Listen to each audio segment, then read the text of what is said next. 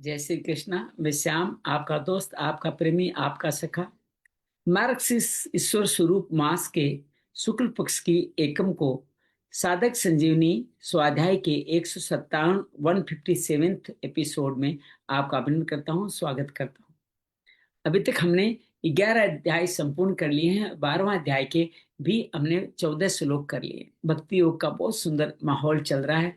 4 तरह के भक्तों के बाद में भक्तों के लक्षण भगवान बता रहे हैं और 4 तरह की साधना पद्धति बताने के बाद 29 भक्तों के लक्षण बताएंगे, जिसमें 12 हम कर चुके हैं।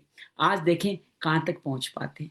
आज का कार्यक्रम शुरू हो उससे मन क्रम वचन को भगवान के चरणों में लीन करते हुए मंगलाचरण के माध्यम से आगे बढ़ते हैं। अर्धन मूलित आंखों से नासिका के द्वारों पर ध्यान रखते हुए श्वास भरें। मूलाधार चक्र से यात्रा प्रारंभ करें। नमो भगवते वासुदेवाय। नमो भगवते वासुदेवाय। नमो भगवते वासुदेवाय। नमो भगवते वासुदेवाय। नमो भगवते वासुदेवाय। नमो भगवते वासुदेवाय। नमो भगवते वासुदेवाय। वसुदेव सुतं देवं कंस चाणूरमर्दनं देवकी परमानंदं कृष्णं वंदे जगद्गुरुं। श्री कृष्ण वंदे जगद्गुरुं। या देवी सर्वभूतेषु साधक संजीवनी रूपेण संस्थिता नमस्तस्यै नमस्तस्यै नमस्तस्यै नमो नमः। या देवी सर्वभूतेषु श्रीमद्भगवद गीता रूपेण संस्थिता नमस्तस्यै नमस्तस्यै नमस्तस्यै नमो नमः। गुरुर्ब्रह्मा गुरुर्विष्णु गुरुर्देवो महेश्वरा गुरु साक्षात् परम ब्रह्म तस्मै श्री गुरुवे नमः। गजाननं भूतगणाधिसेवितं कपितजम्बूफलचारुभक्षणं उमासुतं शोकविनाशकारकं नमामि विघ्नेश्वराय पादपङ्कजम्। त्वमेव माता च पिता त्वमेव त्वमेव बन्धु च सखा त्वमेव त्वमेव विद्या द्रविणं त्वमेव त्वमेव सर्वं मम देव देव त्वमेव सर्वं मम देव देव। शांति शांति शांति। आइए हम आज के हमारे गीता अनुसंधान में आगे बढ़े। उससे पहले पूर्व की कथाओं का एक सुंदर संदर्भ हमारे साथ में रख लेते हैं।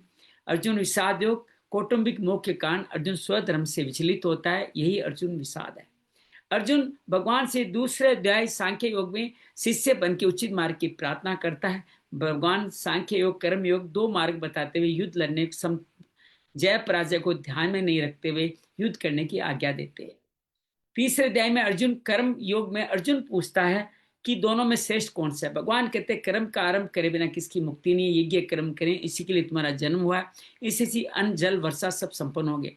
सेवा कार्य करना ही हमारा कर्तव्य है, ये करने वाले मुक्ति पाते। जनक आदि यही करते थे, मैं भी यही करता हूँ। मैं भी ये सावधान होकर के लोगों की सेवा के लिए कार्य करता रहता हूँ। तो भगवान कहते कामना का वशीभूत होकर के लोग ऐसा कार्य नहीं करते। अर्जुन के पूछने पे कहते हैं कामना महापापी महावीर्य, इसको मार डालो। चतुर्थ अध्याय में कर्म ज्ञान संन्यास योग में भगवान निष्काम कर्म की उत्पत्ति सूर्य से बताते हुए कहते हैं मैं धर्म का जब हानि होती है, धर्म का प्रभाव पड़ता है, तब मैं प्रकट होता हूँ। मेरे जन्म कर्म दिव्य जानने वाला मेरा भक्त बन जाता है। बाकी लोग सिद्धियों की भक्ति के लिए देवता आदि कामनाओं के कारण अन्य लोगों को भजते रहते हैं। भगवान इस योग में बताते हैं जो मुझ पे आश्रित तो मेरा भजन करते हैं वो द्रव्य आदि यज्ञों से ज्ञान यज्ञ आदि से मेरा भजन के परम शांति को प्राप्त होते हैं। इन यज्ञों का कार्य करने वाला व्यक्ति असंशय रख करके श्रद्धावान होकर के असंशय न रखते हुए श्रद्धावान होकर मेरे प्राण होकर मेरे लोक को पा जाता है। पंचम अध्याय ज्ञान कर्म संन्यास कर्म योग में अर्जुन पूछता है सन्यासी और कर्म योगी में श्रेष्ठ कौन सा है। भगवान कहते हैं दोनों ही परम फल देने वाले, मुझ परम फल को देने वाले हैं, लेकिन कर्म योग सहज है, सुंदर है, इसलिए वो अति विशिष्ट है। भगवान कहते हैं कर्म योग करने वाले प्रशांत आत्मा होकर के लोगों के में समदर्शी हो जाते हैं। वो चांडाल और कुत्ते में भी जैसे विनय विद्या विनय संपन्न गाय में दृष्टि रखते हैं, वैसे ही दृष्टि वो रख पाते हैं। भगवान इसी बात को बार बार कहते हुए इस पंचम अध्याय में इस संन्यास योग और ज्ञान योग कर्म योग की तुलना करते, कर्म योग को विशिष्ट बताते रहते हैं। तो कर्म योग की इन विशिष्टताओं के साथ मिलकर भगवान बार बार कहते हैं कि कर्म योगी सेवा करते हुए जल्दी शांति को पाता है, हालांकि ज्ञान योगी भी विवेक विवेक का शरीर का ध्यान रखते हुए उसको बात को पाता है। भगवान कहते हैं कर्म योगी कर्म फल से लिप्त नहीं होता, 9 द्वारे देरी में सेवा कार्य करते हुए असीम शांति को पाता है, मुझ पे परायण होके मेरे परायण होके जीवन जीता है। भगवान कहते हैं बाकी सब लोग अंतरात्मा से सुखी नहीं होते, जो कर्म योगी होते हैं वो सुखी होकर के मेरे का भजन करते हैं और मेरा ही ध्यान करते हैं, मन बुद्धि मुझ में लगाते हैं।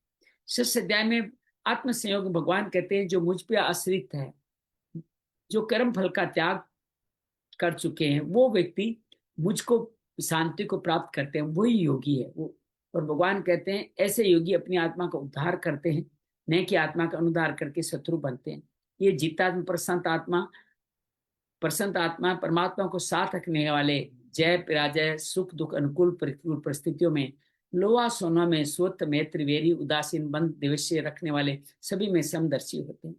वो पवित्र आसन में बैठते हुए यम नियम का पालन करते हुए अर्थात अपरिग्रह का पालन करते हुए 10 दिशाओं में न देखते हुए प्रकृति पे निगाह रखते हुए मेरा मानसिक चिंतन करते हैं और चिंतन करके प्रसन्न आत्मा होकर ब्रह्मचारी व्रत में स्थित हो जाते हैं और नेक्स्ट में शांति को पाते हैं। लेकिन ये किनका सिद्ध होता है?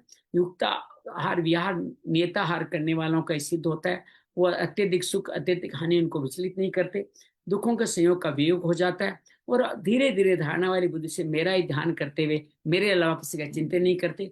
मन अगर कहीं भटक जाए तो लौटा के उसको वहीं ला करते हैं।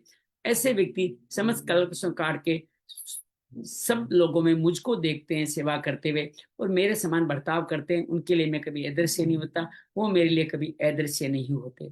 अर्जुन पूछता है मैं अपने आप को इससे समदर्शी नहीं देखता, तो भगवान ये कहते हैं कि अभ्यास वैराग्य से अपने आप को नियंत्रण में लाओ। अर्जुन के पूछने बताते हैं अंत समय में विचलित हुआ प्राणी भी स्वर्ग आदि के सुख भोग करके विघ्न को पार करके श्रीमानव घर में जन्म लेता है और कुछ समय भोगों के परवश होकर मुझ की तरफ खींच जाता है और अब मेरे को पा जाता है।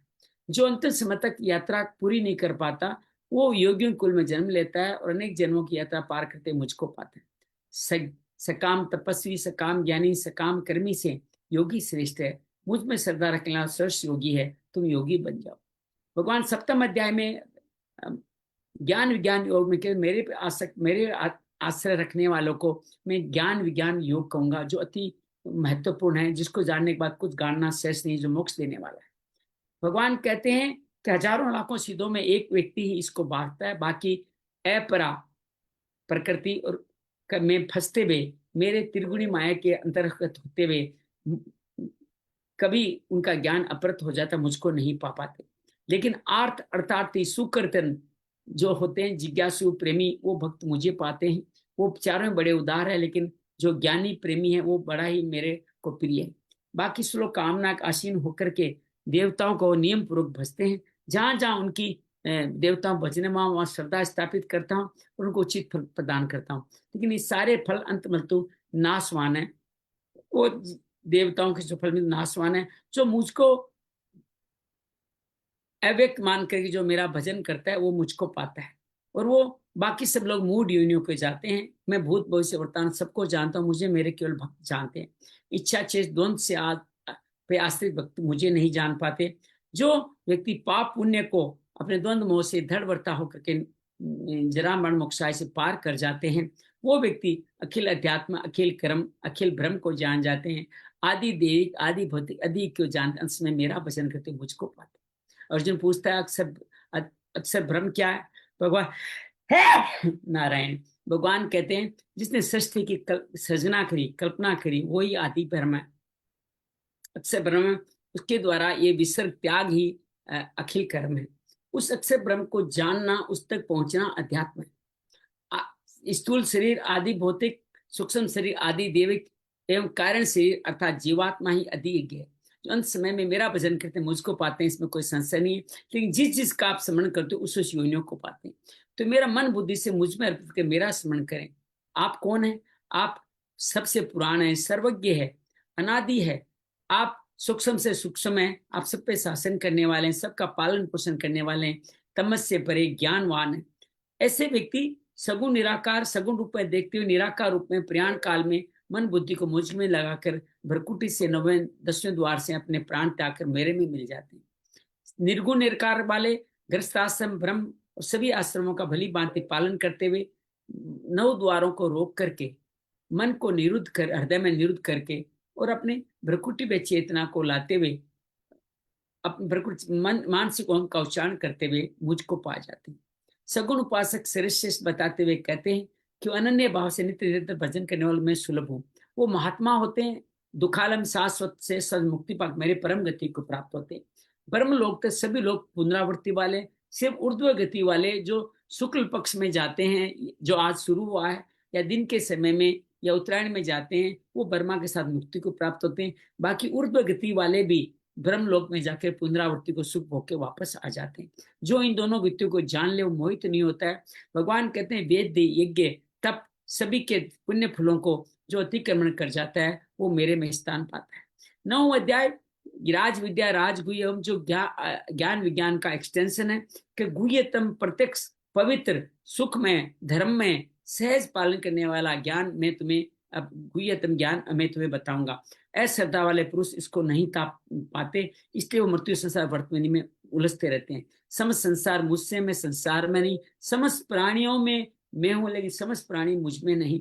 भगवान बार बार कहते हैं कि मैं आकाश में हूं और सभी प्राणी वायु की तरह मुझ में ही स्थित है। भगवान कहते हैं मैं अपनी अध्यक्षता में प्रकृति को अपने अधीन करके सहचराचर जगत की बार बार पुनरावृत्ति करता हूं, लेकिन मैं इसमें साक्षी रहता हूं, मैं इसमें कर्ता भाव में नहीं फंसता। जो मेरे इस अवयव रूप को नहीं जानते वो मेरी अवज्ञा करते हैं। व्यर्थ आशा, व्यर्थ कामना, व्यर्थ ज्ञान करते हुए आसुरी मोहिनी संपत्ति के अधीन होकर के दुष्कृतन कार्य करके मुझसे दूर चला जाते हैं।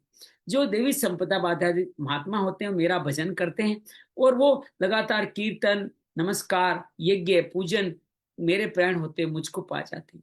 कोई ज्ञान योग से कोई कर्म योग से मुझे पाता है, क्योंकि मैं सभी सबस का कर्ता धाता पिता जगत पिता मैं हूँ। मैं यज्ञ हूँ, मैं हवन हूँ, मैं सामग्री हूँ, मैं मंत्र हूँ, मैं घृत हूँ, मैं वन क्रिया हूँ, मैं ओम हूँ, मैं वेद तीनों वेद हूँ, मैं प्रभव हूँ, परलभ हूँ, परभ हूँ, परलय हूँ, मैं निधान हूँ, गति हूँ, साक्षी हूँ और मैं अनादि बीज हूँ। मैं सूर्य के तप के अन्न जल को पवित्र करके तुम सबको देता हूँ, लेकिन 3 वेदों में लिखे हुए स्वर्ग की कामना करते हुए पुण्य को बढ़ाते हैं। विशिष्ट समय तक लोग पुण्य को भोगते हैं, फिर पुण्य क्षीण होकर वापस पुनरावृत्ति को प्राप्त हो जाते हैं। लेकिन जो नित्य मेरे ही भक्ति अनन्य भाव से करता है उनका योग क्षेम वहां में मैं देखता हूँ। जो देवताओं को बसते हैं देवताओं को पाते हैं, मुझको बसने वाले जो देवता बसने वो मेरा ही भजन करते हैं, लेकिन अविधि पूर्वक करते हैं। भगवान कहते हैं कि सर्व यज्ञ का भोक्ता प्रभु मैं हूँ। जो मुझको जानते हैं उनका कभी पतन नहीं होता। देवताओं को भजने वाले देवलोक को बजाते हैं, मुझको भजने वाले मुझको आते हैं। तो मेरा भजन सहज है। पत्रम पुष्पम तम फलम तोयम, जो भी श्रद्धा भाव से समर्पित करते हैं मैं उसका हो लेता हूँ। जो कर्म करो, जो प्रसाद लो, यज्ञ दान तप करो, समस्त क्रियाओं को मुझको समर्पण करने शुभ अशुभ सभी फलों से मैं मुक्त करके संन्यास योग प्रदान करता हूँ। मैं मेरे लिए सभी समान है, किसी के लिए मेरे कोई द्वेष भाव नहीं। दुराचारी से दुराचारी व्यक्ति एक बार मेरा निश्चय कर ले मेरी तरफ आने का, तो मैं उसका कल्याण कर देता हूँ। भगवान कहते हैं दुराचारी नहीं, पापियों नहीं, और उनके साथ में कोई भी व्यक्ति हो, ब्राह्मण क्षत्रिय वैश्य शूद्र स्त्रियां, सबके सब अनन्य भाव से मेरा भजन के निश्चय के लिए मैं उनको तार देता हूँ। मन मनामो मत भक्तो, मेरे भक्त बनो, मेरे मन लगाओ, मेरे लिए कर्म करो, मेरे प्राण हो जाओगे, तुम मेरे में एक हो जाओगे। 10वें अध्याय में भगवान विभूति पाद में कहते हैं कि तुम्हारे हित की कामना से मैं परम वचन मैं कह रहा हूँ, उसको तुम फिर सुनो। भगवान कहते हैं दैत्य महर्षि और देवता भी मेरे इस प्रभु प्रलय को नहीं जानते। जो मुझ अनादि को नहीं जानते वो असमूढ़ है, सब पापों से जो जान जाते हैं असमूढ़ होकर सब पापों से मुक्त हो जाते हैं। मेरी विविध विभूतियां उनके साथ रहती है, बुद्धि ज्ञान असमो सत्य ज्ञान तप अहिंसा समता तुष्टि भव अभय भाव अभाव और भाव अभाव यश यश सब उनको मेरे से मिलते हैं।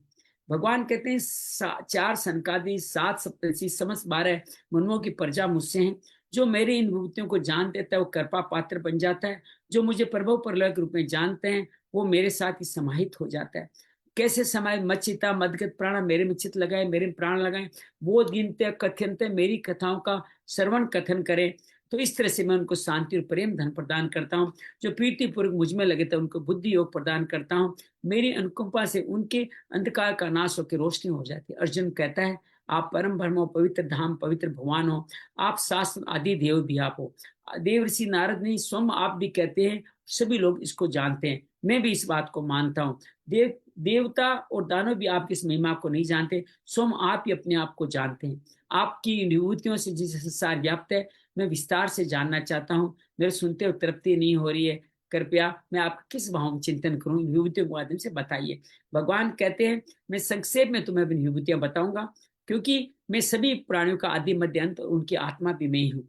मैं आदित्यों में विष्णु हूँ, ज्योतिषियों प्रकाशवान वस्तुओं में सूर्य हूँ, नक्षत्रों में मैं चंद्रमा हूँ, मरीचों में मैं पावक हूँ, मरीचों में मैं पावक हूँ। और कहते हैं वेदों में साम वेद में हूँ, देवताओं में इंद्र में हूँ, और समस्त इंद्रियों में मन में हूँ, और सभी भूतों की चेतना भी मैं हूँ।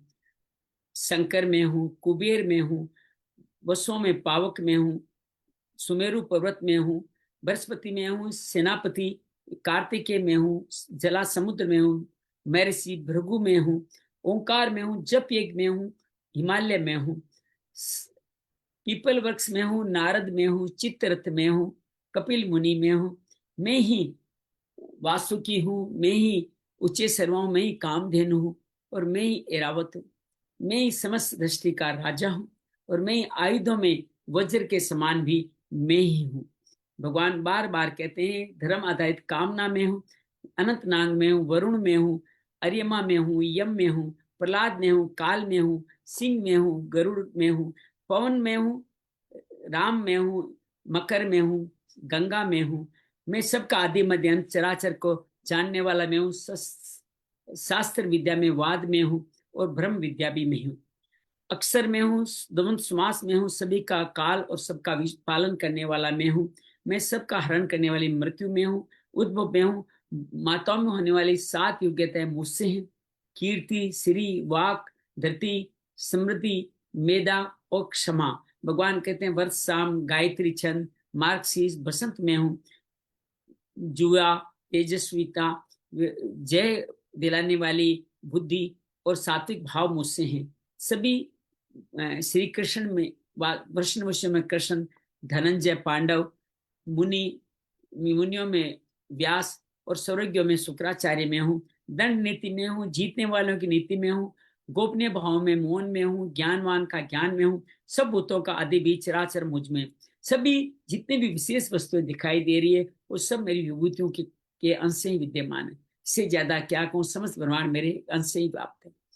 एकादश अध्याय में अर्जुन कहता है, मेरे पे अनुग्रह करके आप मुझे मेरे पे अनुग्रह करके आप मुझको ये अपने अध्यात्म, जो आपने अध्यात्म सजा ज्ञान का, इससे मेरा मोह खत्म हो गया। लेकिन आपकी इस विद्या को मैं विस्तार से कमल नयन जानना चाहता हूँ, जो आप ही बता सकते हैं। आप भगवान करने इस विद्या को अगर मेरे देखा जाना संभव हो, तो कृपया मुझे अपनी समस्त मेरे अपने विश्व रूप को दिखाइए। भगवान कहते हैं कि देख, मेरे अनंत रूपों को देख, अनेक आकारों वर्णों वाले हजारों रूपों को देख, मेरे अंदर देख, तू 11 रुद्रों को देख, अश्विनी कुमारों को देख, उड़ित मनचास को देख, 12 आदित्यों को देख, जो कुछ आश्चर्य से देखना चाहता है वो देख। समझ जगत को मुझ में देख, जो नहीं देखा वो भी देख। भगवान कहते हैं, लेकिन चर्म चक्षु से तू देख नहीं सकता, तो दिव्य चक्षु देता हूँ। ऐसे ही दिव्य चक्षु संजय के पास में। संजय कहते हैं कि इस तरह महायोगेश्वर ने अर्जुन को विराट रूप दिखाया। क्या दिखा? अनेक वक्त ने, अनेक मुख है, अनेक नेक है, अनेक अद्भुत दर्शन है। आपके अनेक आयुध धारण किए हुए हैं, आभूषण हैं, आपके मालाएं हैं, आपके दिव्य वस्त्र हैं, और आपके कुमकुम और चंदन का लेप भी दिव्य है। भगवान कहते हैं, अर्जुन संजय कहते हैं, हजारों सूर्यों का प्रकाश भी आपके दिव्य प्रकाश के बाहर नहीं है। इस तरह उन्होंने ये पूरा जगत को अपने एक अंदर भगवान ने अर्जुन को दिखाया। अर्जुन ने इसको देख करके रोमांचित हो गया, और कृतांजल कृत भाव से यूं बोला। भगवान अर्जुन वाचा, भगवान कहते हैं, मैं आपके अंदर समस्त देवताओं को, समस्त प्राणी समुदायों को, ब्रह्मा विष्णु महेश समस्त महर्षियों और सर्पों को देख पा रहा हूँ। आपके अनेक बाहु है, अनेक मुख है, अनेक नेत्र है, आपके अनंत रूप देख रहा हूँ जिसका कोई आदि अंत अनंत मैं देख भी नहीं पा रहा हूँ। आप मुकुटधारी, शंख चक्र गदा पद्मधारी है, तेज जैसे अनंतम है, और आपकी दीप्ति से समस्त लोग व्याप्त ताप से तप रहा है, सब लोग मुझको पात्र है। भगवान कहते हैं आप ही परम अक्षर है, आप ही परम निधान है, आप ही वेता है, आप ही विदा है, आप शाश्वत सनातन धर्म के रक्षक है, सनातन पुरुष भी आप है। आपकी आदि मध्य अंत नहीं नजर आ रहा है कि अनंत बाहु अनंत वीर्यम, आप चंद्रमा के सूशी नूर्य नेत्रों के समान है, और आपके तेज से पूरा जगत यहाँ पे तप रहा है। पृथ्वी से आकाश तक आप ही आप है, सभी दिशाओं में आप ही फैले हुए हैं। आपके उग्र रूप को देख करके समस्त लोग व्यथित हो रहे हैं। भगवान कहते हैं कि अर्जुन कहते हैं समस्त देवता भी भयभीत नमस्कार करते आपके मुख में प्रवेश कर रहे हैं, और समस्त सिद्ध महर्षि आपकी स्तुति कर रहे हैं। आपके स्तर 11 रुद्र हैं, 12 आदित्य हैं, 10 साध्य है, 12 विश्व देव हैं, समस्त मरुत 49 है, इतना ही गंधर्व यक्ष असुर आपके सिद्ध संगा भी विचकित भाव से आपको कह रहे हैं। आपका रूप बहुवक्त नेत्र, बहुत नेत्रों वाला है, महाबाहु, बहुत सारे बाजों वाला, आपके विकराल दाढ़े हैं, और आप समस्त लोगों को और मुझको व्यथित कर रहे हैं। आप नभ को आकाश को स्पर्श कर रहे हैं, आपके अनेक वर्ण है, आपके अनेक विशाल नेत्र है, और आपके इससे मैं भी अंतरात्मा से भयभीत व्यथित हो रहा हूं, मैं शांति नहीं पा रहा हूं। दृष्टा करालानि मुखानी, मुखों और विकराल दाढ़ों के कारण काला नल के साथ अग्नि के दो अनुसार दिशाओं को प्राप्त नहीं हो रहा है, मैं भी इसके अंदर शांति नहीं पा रहा हूँ। हे प्रसिद्ध देवेश जगन निवास, आप प्रसन्न हो जाओ। आपके मुख में मेरे पक्ष के नहीं बल्कि समस्त धृतराष्ट्र के पुत्र भीष्म द्रोण सूत्र सब अभी आपके मुख में ही दैदीप्यमान मुख में जा रहे हैं। भगवान को कहते हैं कि आपके इस भयानक मुख में सभी बहुत सारे धृतराष्ट्र के पुत्र अंदर जा चुके हैं, कई आपके मुख में चूर्ण हो चुके हैं, कई वहां पे लटके हुए दिखाई दे रहे हैं। जिस तरह नदियों का वेग समुद्र की तरफ जाता है, जैसे पतंगा मोर रूप से अग्नि की ओर है, ऐसे ही सब लोग आपके मुख में प्रवेश कर रहे हैं, और आप उनको ग्रसन कर रहे हैं, चाट रहे हैं, और बहुत सारे लोग आपके तेज से प्रभावित हो रहे हैं। हे भगवान, आप कौन है, मैं आपको किन भाव से जानूं, मुझको आप ये बताने की कृपा करें। श्री भगवान वाच है, भगवान कहते हैं मैं समस्त लोगों को नष्ट करने के लिए बढ़ा हुआ काल हूं, और मैं सब लोगों का संहार करने आया हूं। ये जितने प्रतिपक्ष के लोग हैं वो बिना युद्ध किए भी नहीं रहने वाले, तो तुम क्या करो, युद्ध करो और इस निष्कंटक राज्य का भोग करो। ये जो मेरे द्वारा पहले मारे जा चुके हैं उनको मारने में तुम निमित्त मात्र बन जाओ। इस तरह भगवान इस बारे में आपको बार बार कहते हैं। तो भगवान इस गदगद वाणी से कहते हैं, भगवान इस तरह से बार बार बताते हुए अर्जुन को कहते हैं कि आप इस तरह से सब लोगों को जीत लो, समस्त वैरियों को मैं मार चुका हूं, उनको निस्संदेह तुम वैरियों को जीतोगे। भगवान के ये कहने में संजय कहता है, ऐसे वचन सुन करके भगवान अर्जुन किरीटधारी अर्जुन नमस्कार करते भयभीत होकर प्रणाम करके गदगद वाणी से यह बोले, हे अंतर्यामी भगवान, आपके नाम गुण लीला का कीर्तन करने से संपूर्ण जगत हर्षित हो रहा है, आपके अनुराग को प्राप्त हो रहा है। आपके इस कीर्तन से, नाम गुण लीला के कीर्तन से समस्त असुर संपत्तियां दूर भाग रही है। सिद्धगण आपको नमस्कार करना है, सब उचित। नासे रोग हरे सब पीरा, जपत निरंतर हनुमत बलबीरा। अर्थात नाम लेने से सब असुर संपत्तियां भागती है। अर्जुन कहता है गुरु के आप गुरु हो, ब्रह्मा के भी आदि करता हो, सिद्धगण आपको नमस्कार क्यों न करे, कि अनंत एह देवा जगन्निवास, आप ही अक्षर शुभ सत असत और सत से परे भी जो कुछ है वो भी आप हो। आप आदि देव पुराण पुरुष हो, संसार के परम आश्रय, जानने योग्य जानने वाले धाम भी आप हो। संपूर्ण संसार आपसे ही व्याप्त है। आप में वायु, यम, अग्नि, वरुण, दक्ष, प्रजापति, चंद्रमा, परपितामह सभी आप है। हजारों बार नमस्कार है, बार बार आपको नमस्कार है। आगे पीछे सब दिशाओं से नमस्कार है, क्योंकि आप अनंत वीर्य अनंत विक्रम, आपने एक देश में सबको समेट रखा है, सब कुछ आप ही आप है। आप इस महिमा को नहीं जानते हुए हे सखा, हे यादव, हे मित्र कहते हुए जाने अनजाने एकांत में सबके सामने उठते बैठते खाते मैंने आपका जो भी अपमान किया है मैं आपसे क्षमा करवाता हूँ। अर्जुन बार बार कहते हैं, भगवान कहते हैं आप चराचर जगत के पिता, पूज्य पिता, महान गुरु, अंत प्रभावशाली है, कोई आपके समान ही नहीं है, तो आपसे अधिक कोई कैसे हो सकता है। इसलिए मैं आपकी स्तुति दंडवत प्रणाम करके स्तुति करता हूँ। जैसे पिता पुत्र के पति पत्नी के मित्र मित्र के अपमान को सहन कर लेता है, आप भी मेरे इस अपमान को सहन करके मुझे क्षमा प्रदान करें। और जिसको पहले कभी नहीं था, उस रूप को देख करके मैं हर्षित हो रहा हूँ, साथ में भय से व्यथित भी हो रहा हूँ। मुझे अपना देव रूप, विष्णु रूप दिखाई, हे जगन निवास प्रसन्न हो जाइए। तो ये कह के संजय भगवान से आप अर्जुन प्रार्थना करता है, आप किरीटधारी चक्रधारी देखना चाहता हूँ, उस चतुर्भुज रूप को मुझे दिखा दीजिए। ये चतुर्भुज रूप दिखा रहे हैं तो भगवान कहते हैं मैंने प्रसन्न होकर के तुम्हें अपना अत्यंत सच तेज और विश्व रूप दिखाया, जिसको तेरे अलावा कोई नहीं देख सकता। फिर कौन देख सकता आपके विश्व रूप को? कह रहे कि मैं वेद विश्व रूप वाला मेरा ये रूप ने वेदों के पाठ से, यज्ञों से, अनुष्ठान, शास्त्रों के दल से, दान से, उग्र तपो महान क्रियाओं से नहीं हो सकता। मेरा कृपा पात्र किसी और, मेरा कृपा पात्र जो अनन्य भक्ति से मुझको मानता है, चाहता है, वही सिर्फ इसको अच्छी तरह देख सकता है। भगवान अब कहते हैं तुम व्यथित मत हो और तुम निर्भय होकर, प्रसन्न मन होकर मेरे उसी चतुर्भुज रूप को अच्छी तरह देख लो।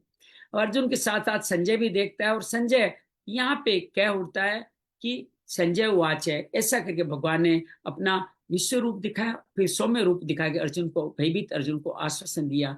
अर्जुन कहता है आपके सौम्य रूप को देखकर मैं इसमें स्थिरचित हो गया हूँ, अपनी स्वाभाविक स्थिति को प्राप्त हो गया। भगवान कहते हैं मेरे इस चतुर्भुज रूप को देखना आसान नहीं है, देवता तक लालायित रहते हैं। फिर कहते हैं जो ईश्वर रूप के लिए वो इसमें कहते हैं वेद यज्ञ दान तप से मैं देखा नहीं जा सकता, मैं सिर्फ अनन्य भक्ति से देखा जा सकता हूँ कि मेरे लिए कर्म करो, मेरे मन लगाओ, मेरे प्राण हो जाओ, तो तुम मेरे अनन्य भक्त होकर मुझको पा जाओ। 12वां अध्याय इसी श्लोक से प्रारंभ होता है। अर्जुन पूछता है जो अनन्य भाव से आपके सगुण की उपासना करते हैं, जो निर्गुण निकार के ध्यान योगी सांख्य योगी उपासना करते हैं, दोनों में श्रेष्ठ कौन? भगवान एक मंत्र में एक इंस्टेंट कह पड़ते हैं, जो नित्य निरंतर श्रद्धा पूर्वक जो भक्त मेरी सगुण की उपासना करते हैं, वही सर्वश्रेष्ठ योगी कहलाते हैं।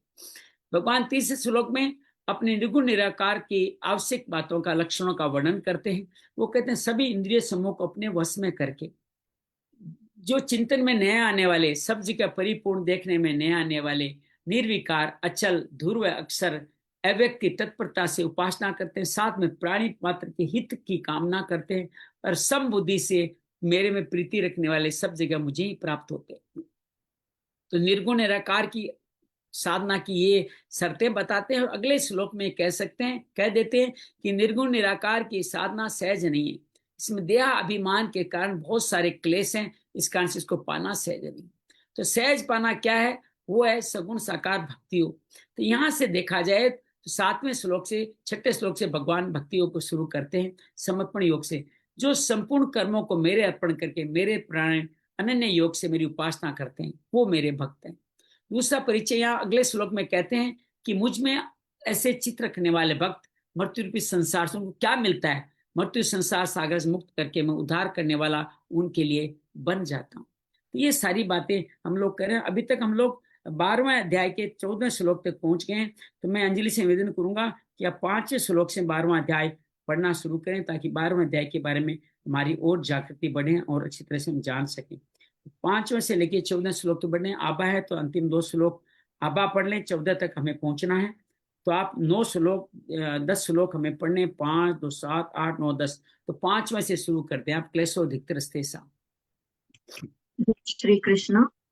कृष्णा क्लेशोऽधिकतरस्तेषाम् अव्यक्तासक्तचेतसाम् अव्यक्ता हि गतिर्दुःखम् देहिवद्भिरवाप्यते ये तु सर्वाणि कर्माणि मयि सन्न्यस्य मत्पराः अनन्येनैव योगेन मां ध्यायन्त उपासते तेषामहं समुद्धर्ता मृत्युसंसारसागरात् भवामि न चिरात् पार्थ मय्यावेशितचेतसाम् मय्येव मनाधत्स्व मयि बुद्धिं निवेशय निवसिष्यसि मय्येव अत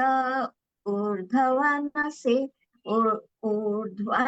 संशयः अथ चित्तं समाधातुं न शक्नोषि मयि स्थिरम् अभ्यासयोगेन ततो मामिच्छाप्तुं धनञ्जय अभ्यासेऽप्यसमर्थोऽसि मत्कर्म परमो भव मदर्थमपि कर्माणि कुर्वन् सिद्धिमवाप्स्यसि। जय श्री कृष्ण। बहुत सुंदर तरीके से आपने बताया कि किस तरह से गीता का 12वां अध्याय हमारे कल्याण करने वाला है। तो मुझ में जो चित्त लगाता है उसकी मैं मुक्ति कर देता हूँ, भगवान ये बताते हैं। और 8वें श्लोक से भगवान 4 तरह की साधनाओं के बारे में बात करते हुए बार बार बताते हैं कि जो मुझ में मन को बुद्धि को निवेश करते स्थापित करते समर्पण योग, वो मुझ में निवास करेगा, इसमें कोई संशय नहीं। पहला समर्पण योग, उसके बाद में दूसरे ही श्लोक में भगवान बताते हैं अभ्यास योग के बारे में बताते हैं कि जो ये समर्पण योग से आगे बढ़ करके अभ्यास योग करते हुए चित्त को अचल भाव से मेरे में अर्पण करने में अपने को समर्थ नहीं मानता, तो अभ्यास योग के द्वारा मेरे को प्राप्त कर। पहले में समर्पण से मन बुद्धि लगानी थी, वो नहीं कर सकते, अभ्यास करके लगातार मुझको प्राप्त कर ले। भगवान अगले श्लोक में अभ्यास योग में भी अपने को समर्थ नहीं पाता, अगला मार्ग बताते हैं कि मेरे लिए कर्म कर, मेरे लिए कर्म करता हुआ तो सिद्धि को प्राप्त हो जाएगा। अर्थात भगवान जो काम सबके लिए करना चाहते हैं वो काम तुम करो, तुम सिद्धि को प्राप्त हो जाओगे। फिर भगवान कहते हैं मेरे इस तरह के तीनों योगों में वे तुम नहीं कर पा रहा है, मन इंद्रियों को उसमें वस्तु का त्याग कर दे।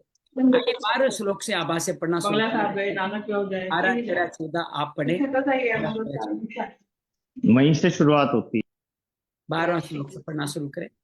11वां 11 से पढ़ लीजिए जी। अथैतदप्यशक्तोऽसि कर्तुम् मद्योगमाश्रितः सर्वकर्मफलत्यागं ततः कुरु यतात्मवान् श्रेयो हि ज्ञानमभ्यासाच् ध्यानात् ध्यानं विशिष्यते ध्यानात् कर्मफलत्यागात् शान्तिरनन्तरम् अद्वेष्टा सर्वभूतानां मैत्रः करुण एव च निर्ममो निरहङ्कारः समदुःखसुखक्षमी सन्तुष्टः सततं योगी यतात्मा दृढनिश्चयः मय्यर्पितमनो बुद्धिर्यो मद्भक्तः स मे प्रियः। भगवान भक्ति योग की बात 11वें श्लोक से लगातार कर रहे हैं और भगवान चारों की तुलना करते हैं कि अभ्यास से शास्त्र ज्ञान अर्थात ज्ञान योग श्रेष्ठ है, ज्ञान योग से ध्यान श्रेष्ठ है और ध्यान से सब कर्मों के फलों की इच्छा का त्याग श्रेष्ठ है। क्यों श्रेष्ठ है? क्योंकि इससे अनंत शांति की परम शांति की प्राप्ति हो जाती है। भगवान 12वें श्लोक के बाद में इस 13वें श्लोक से भगवान भक्तों के समस्त 29 भक्तों के लक्षणों का वर्णन करते हैं। 13वें 14वें में 6 श्लोक 6 भक्तों का वर्णन करते हैं। ये कौन से भक्त है? जो सिद्ध भक्त है। 39 लक्षण का वर्णन करेंगे, एक एक करके सुनिएगा। 13वें अध्याय में भगवान कहते हैं द्वेष भाव नहीं रखते किसी भूत के अंदर, और भगवान कहते हैं वो सब में मित्रता रखते हैं, दयालु है, ममता रहित, अहंकार रहित, सुख दुख की प्राप्ति में सम है, निरंतर क्षमाशील है, निरंतर संतुष्ट योगी, शरीर को वश में किया, मुझ में मन बुद्धि लगाने वाला मेरा भक्त मुझे बहुत प्रिय है। भगवान बार बार ये कहते हैं कि आप अपने बाकी गुणों को भी अगले श्लोक में 14वें श्लोक में हमारे सामने रखते हैं, 6 को रखते हैं, जिससे कोई भी प्राणी, अच्छा एक छूट गया क्या? 14वां कर लिया हमने, एक मिनट। हाँ ये दोनों साथ ही तो थे, दोनों श्लोक साथ ही थे मेरे ख्याल से। 13वां, हाँ दोनों साथ ही थे, ठीक है दोनों हो गए। अब भगवान अगले 6 गुणों का वर्णन 15वें श्लोक में करेंगे। मुझे 15वां श्लोक बहुत प्रिय है।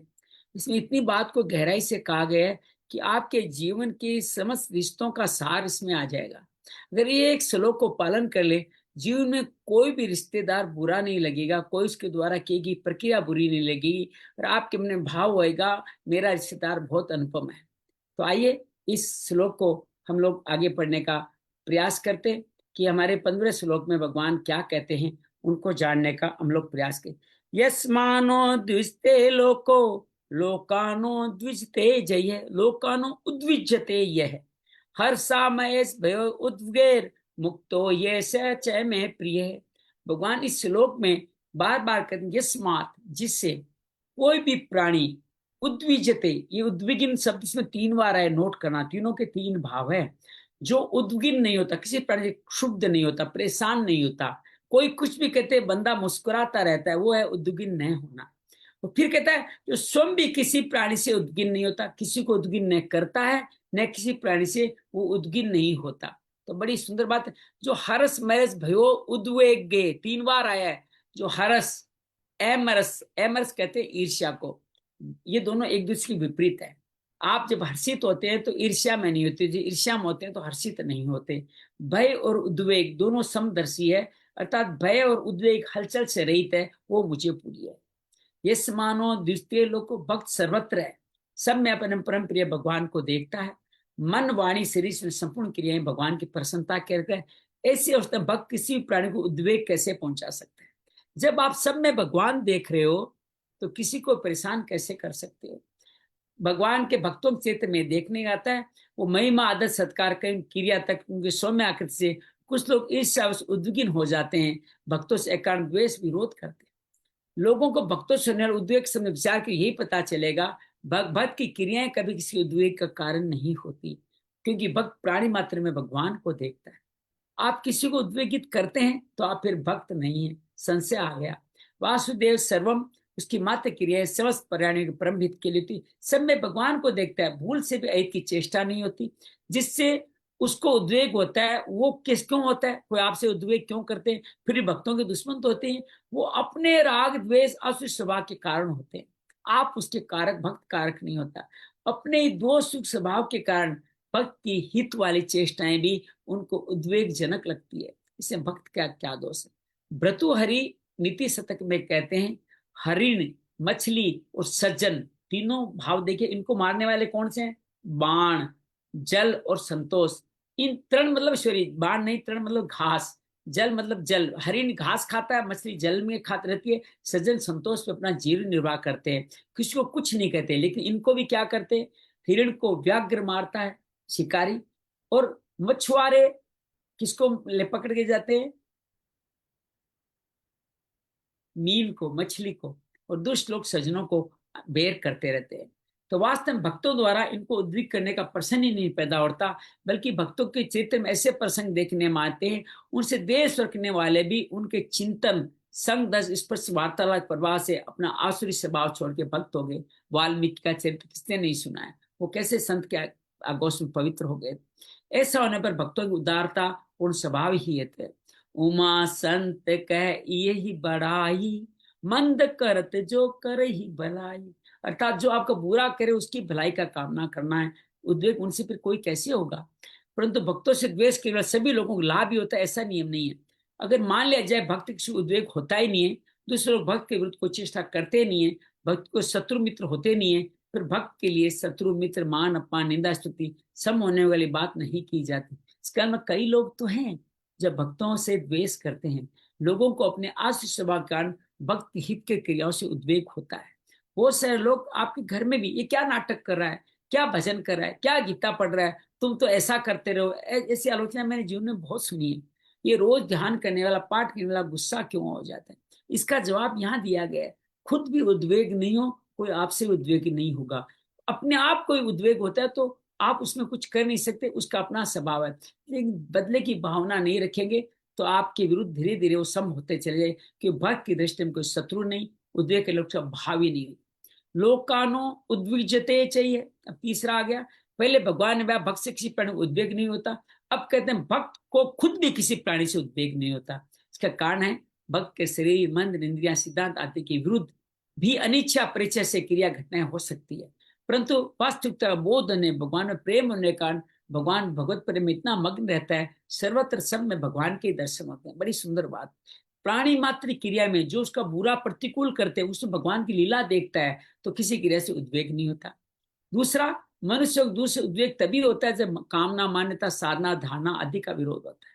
भक्त सर्वतापूर्ण काम होते हैं, उसे उद्वेग होने का कोई कारण ही नहीं होता। हर्ष एमरस भयो उद्वेगेर मुक्तो सहचय में ये प्रिय। या हर्ष से मुक्त होने का तात्पर्य है कि सिर्फ भक्त सब प्रकार के हर्ष आदि विकारों से सर्वथा रहित।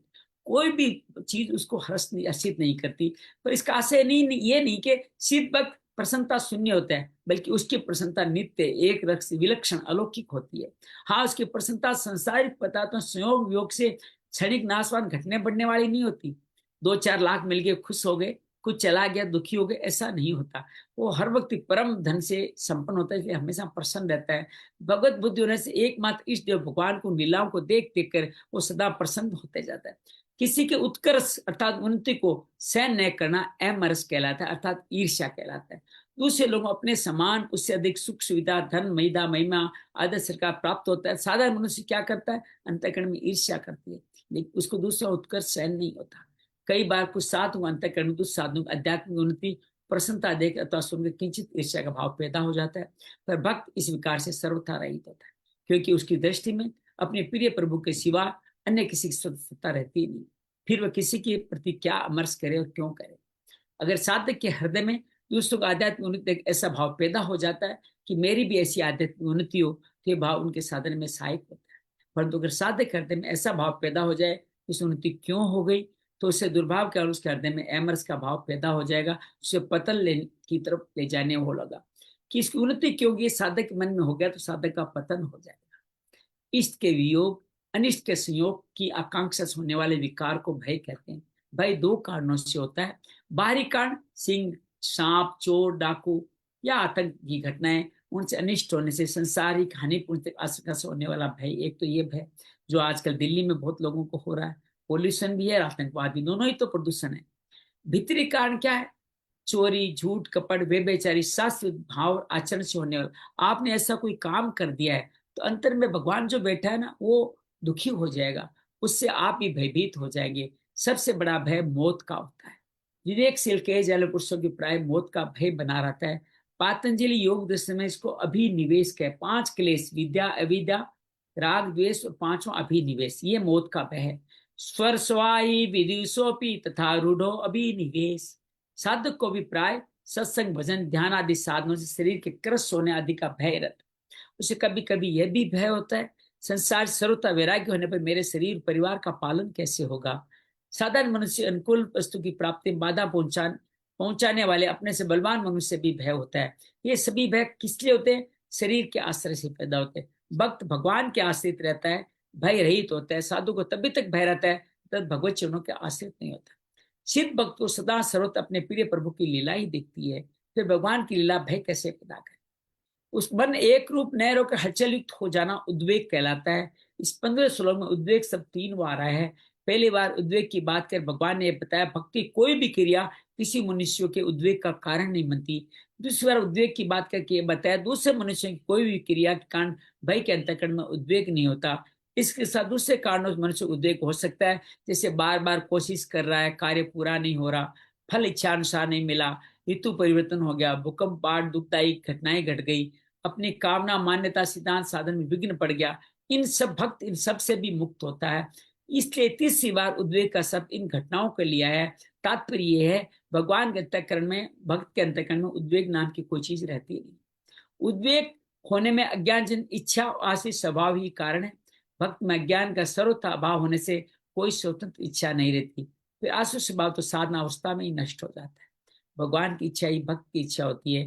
भक्त अपनी क्रिया फल रूप में अथवा अनिच्छा से प्राप्त अनुकूल प्रतिकूल परिस्थिति में भगवान का कृपापूर्ण विधान ही देखता है, निरंतर आनंद में मग्न रहता है। तो भक्त में उद्वेग का सर्वथा अभाव होता है। मुक्त उद्वेगेर भयोर मुक्त, मुक्त पद का अर्थ है विकारों से छूटा हुआ। अंतःकरण में संसार का आदर है। परमात्मा में मन बुद्धि न लगने से ही हर्ष अमरस भय उद्वेग आदि विकार उत्पन्न होते हैं। परंतु भगत की दृष्टि में भगवान के सिवा कोई स्वतंत्र सत्ता है ही नहीं, तो स्वाभाविक सद्गुण सदाचार ही रहते हैं। इस श्लोक भगवान ने भक्त पद के साथ भक्त पद नहीं देके मुक्त पद दिया है। इसका तात्पर्य भक्त यावन मात्र दुर्गुण दुराचार सर्वथा सहित होता है। गुणों का अभिमान होने से दुर्गुण अपने आप आ जाते हैं। अपने में किसी गुण के आने पर अभिमान दुर्गुण उत्पन्न हो जाए तो उस गुणों को गुण कैसे माना जा सकता है। देवी संपत्ति से भी कभी आसुरी संपत्ति उत्पन्न नहीं होती। अगर देवी संपत्ति आसुरी संपत्ति की उत्पत्ति होती, देवी संपत्ति मोक्षाय ये क्यों कहा जाता। इन भगवत वचनों से मनुष्य मुक्त कैसे होगा। भगवान वास्तव में गुणों के अभिमान में गुण कम होते हैं। दुर्गुण क्या है? अभिमान। जब आप कहते हो मैं अच्छा बोलता हूँ, अच्छा चलता हूँ, अच्छा योग कराता हूँ, अच्छा पढ़ता हूँ, अच्छा खाना बनाता हूँ, बहुत सुंदर व्यवसाय करता हूँ, या मैं बहुत सुंदर हूँ, तो आपके गुण तो हैं, लेकिन गुण से बड़ा मैं है, अभिमान है। तो गुण के साथ जब अहंकार लग जाता है तो दुर्गुण बन जाता है, और अभिमान से दुर्गुणों की वृद्धि होती है और बढ़ता चले जाता है। सभी दुर्गुण दुराचार अभिमान के आश्रित होते हैं। भक्त को प्राय इस बात की जानकारी नहीं होती मेरे में कोई गुण है, उसको लगता ही नहीं मेरे में गुण है। अपने में कोई गुण दिखता भी है तो भगवान की मानता, अपनी नहीं मानता। इस प्रकार गुणों का अभिमान न होने का भक्त सभी दुर्गुण दुराचार और विकारों से मुक्त होता है। भक्त को भगवान प्रिय होते हैं, इसलिए भगवान को भी भक्त प्रिय। पूरे श्लोक का सार यह है, दूसरों को सत्ता देने से ही उद्वेग ईर्ष्या भय आदि होते हैं। भक्त दृष्टि भगवान के सिवा दूसरी कोई सत्ता है नहीं। वो उद्वेग देने वालों को ही भगवान समझता है कि ये मुझे उद्वेग करने की प्रयास कर रहा है, बेचारा भगवान मेरे लिए कितना परेशान हो रहा है, मेरी शुद्धि करना चाहता है। तो फिर किससे उद्वेग ईर्ष्या भय आदि करे और क्यों करे। निज पर ही देखी जगत कैसे न कर ही विरोध। इस तरह सिद्ध भक्त के 6 लक्षण बताकर तीसरा प्रकरण 6 लक्षणों का 16 श्लोक में आया है। इसमें भी 6 लक्षण होंगे। अनपेक्ष सुचिर दक्ष 3 हो गए। उदासीनो गत व्यथ है, सर्वारंभ परित्यागी यो मद भक्त स में प्रिय है। पहला है अनपेक्ष, अपेक्षा आवश्यकता से रहित। सुचि बाहर भीतर से पवित्र। दक्ष का मतलब है चतुर। उदासीन का मतलब है सबसे निरपेक्ष रहे। गत व्यथ है, व्यथा रहित।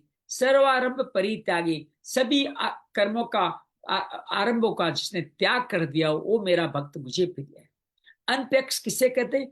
भक्त भगवान को सर्वश्रेष्ठ मानता है, उससे भगवत प्राप्ति से दूसरा कोई लाभ नहीं होता, संसार किसी वस्तु में उसका खिंचाव नहीं होता। इतना ही नहीं, अपने करने वाला शरीर इंद्रिया मन बुद्धि में भी उसका अपनापन नहीं होता, परंतु वो उनको भगवान का ही मानता है, जो कि वास्तव में भगवान के हैं।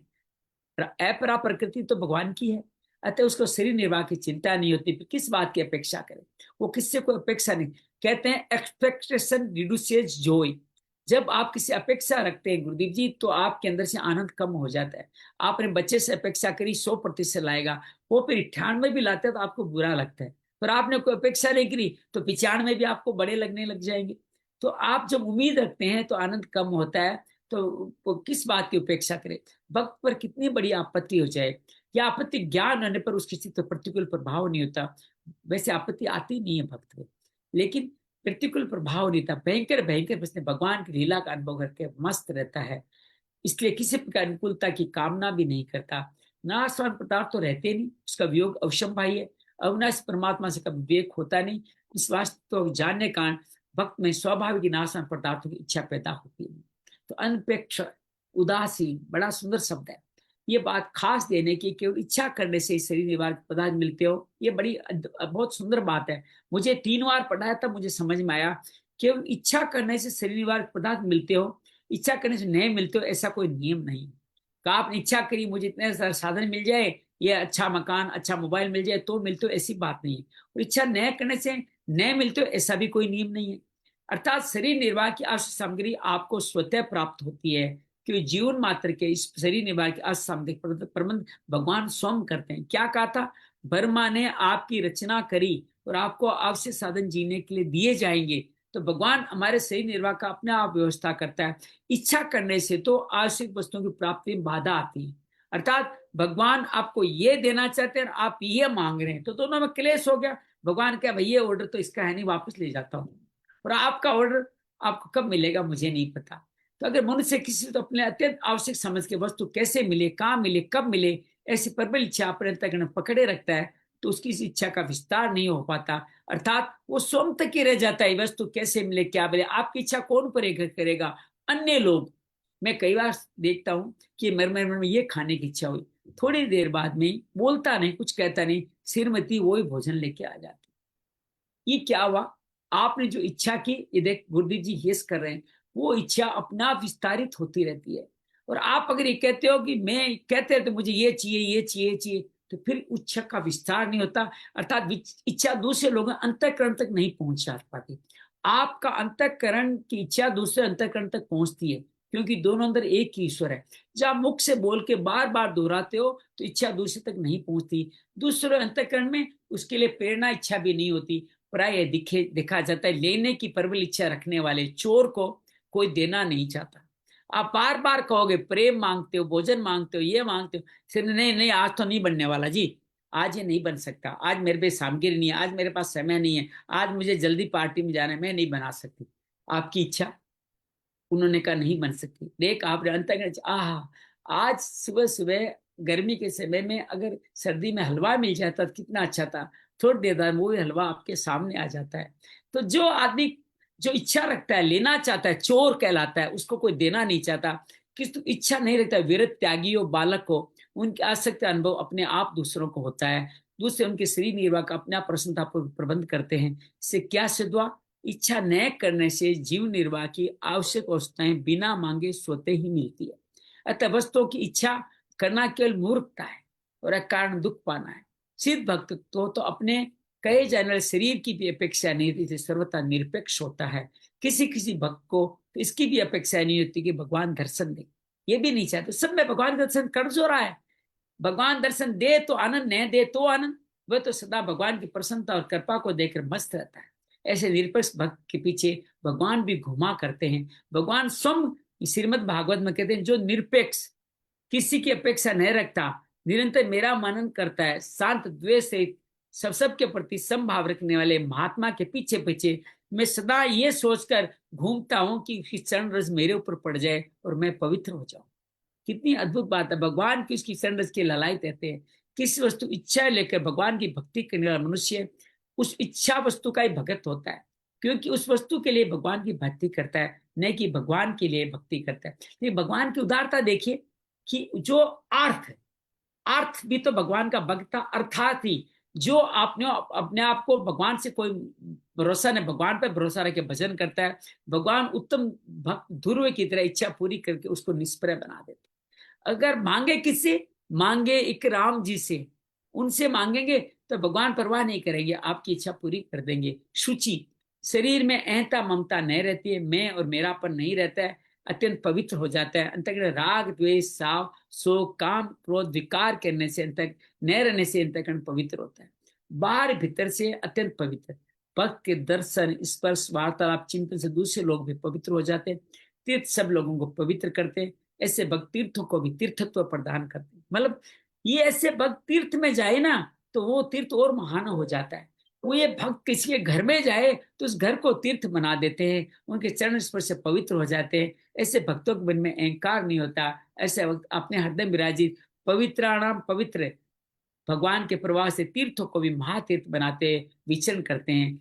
एक कथानक है, भागीरथ जी जब गंगा को ला रहे थे तो आपने कहा था, गंगा कहती है कि सारे दुष्ट लोग मेरे में स्नान करेंगे, वो पाप मुक्त हो तो पाप तो मेरे में आ जाएंगे, तो मेरा क्या होगा?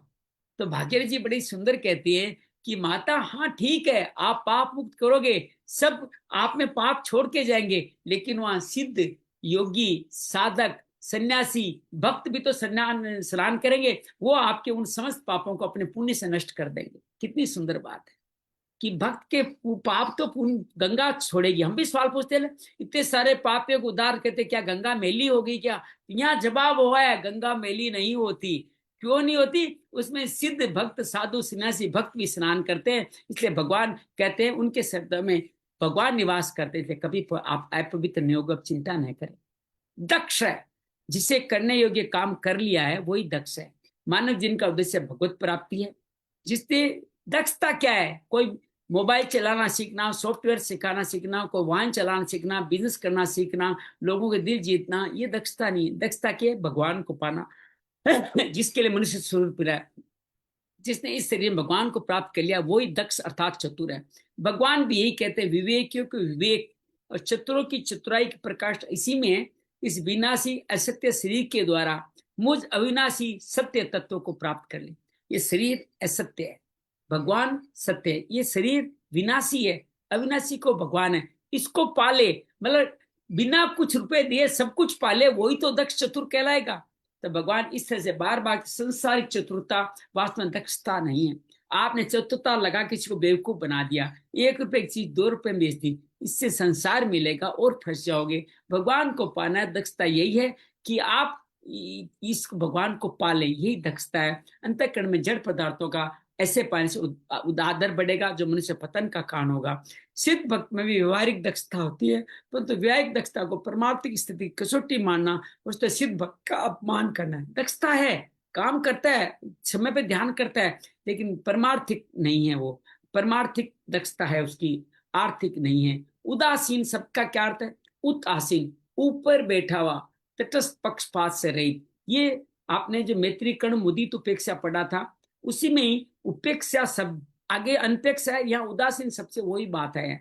विवाद करने वाले दो व्यक्तियों प्रति जिनका सर्व तटस्थ भाव होता है, उदासीन करते। भगवान सम क्या है? उदासीन होकर संसार की रचना करते हैं। उदासीन सब निर्लिप्तता का द्योतक है। ऊंचे ऊंचे पुरुष पर खड़े पुरुष को नीचे पड़ती लगी आग या बाढ़ का कोई असर नहीं पड़ता। ऐसे ही किसी भी अवस्था, घटना, परिस्थिति का भक्त पे कोई असर नहीं पड़ता, वो सदा निर्लिप्त रहता है। जो मनुष्य भक्त का हित चाहता है, उसके अनुकूल आचरण करता है, वो उसका मित्र समझता है। जो मनुष्य भक्त का अहित चाहता है, प्रतिकूल आचरण करता है, वो उसका शत्रु समझा जाता है। इसका मित्र शत्रु समझना मनुष्य भक्त के बाहरी व्यवहार में फर्क मालूम दे सकता है, परंतु भक्त के अंतःकरण में दोनों मनुष्यों पर किंचित मात्र भी भेदभाव नहीं होता। इन दोनों स्थिति में सर्वथा उदासीन निर्लिप्त है। बुरा करे आप, चाहे बाहरी तरह से कुछ किया, अंतःकरण से उसकी भलाई। मैं कल एक अपनी एनजीओ की मीटिंग में था, जिसका मुझे लीडरशिप करना पड़ रहा है। वहां किसी विषय पे बहुत सारे लोग उद्विग्न थे। थोड़ा बहुत मैं भी उद्विग्न हुआ, भक्त जो पूरा बना नहीं। और उद्विग्न के अंदर मैंने कुछ एक दो शब्द ये बोले, दूसरे भी उद्विग्न हो गए।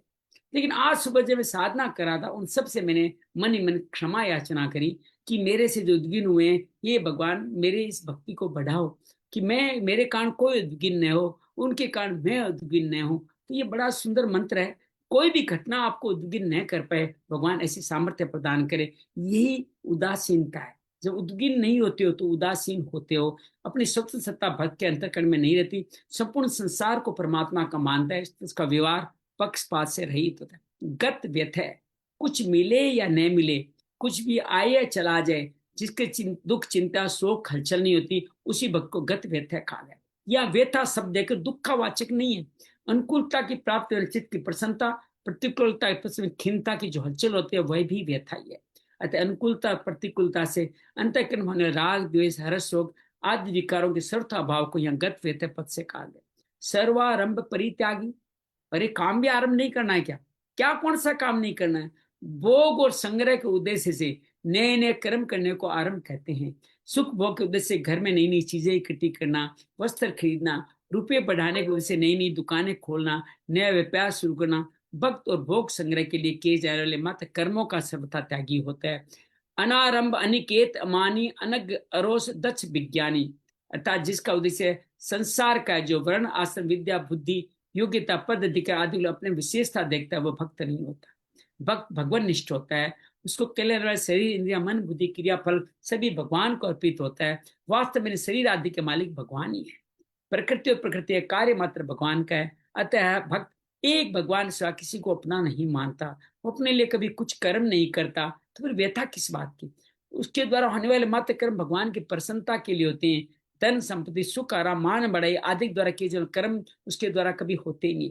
जिसके भीतर परमात्मा तत्व की प्राप्ति की सच्ची लगन होती है, वह साधक किसी भी मार्ग का क्या न हो, भोग भोगे संग्रह करने से कोई नया कर्म नहीं करता, आरंभ नहीं करता। यो मद भक्त समय प्रिय, भगवान में स्वभाव इतना महान आकर्षण है, भगत स्वतः उनकी ओर खींच जाता है, उनका प्रेमी हो जाता है।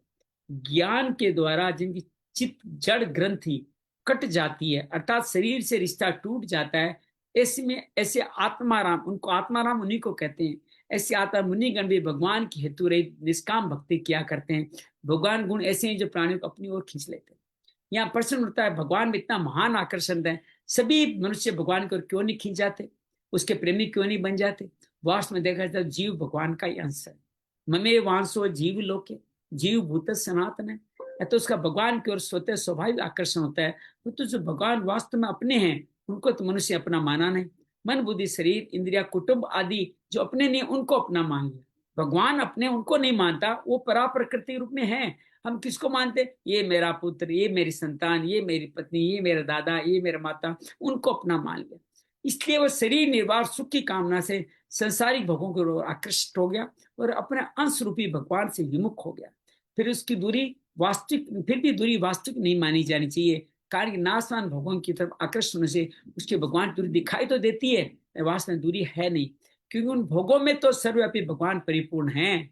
जो आप खा रहे हो उसमें भी तो भगवान है, जो अनुभव करे उसमें भगवान है, परंतु इंद्रियों के विषयों में आसक्ति होने के कारण उसको छिपे हुए भगवान नहीं दिखा दे। भगवान ने क्या कहा, जहां भी कोई अच्छी चीज है उन सब में मैं हूं, वो मेरी विभूति है। अच्छा हलवे का कोई अच्छा टेस्ट है, कोई अच्छी खुशबू है, कोई अच्छे व्यक्ति की सुंदरता है, उन सब में भगवान हूं। लेकिन आप उस शरीर को देख रहे हो, उसकी सुंदरता रूपी भगवान की विभूति को नहीं देख रहे हो।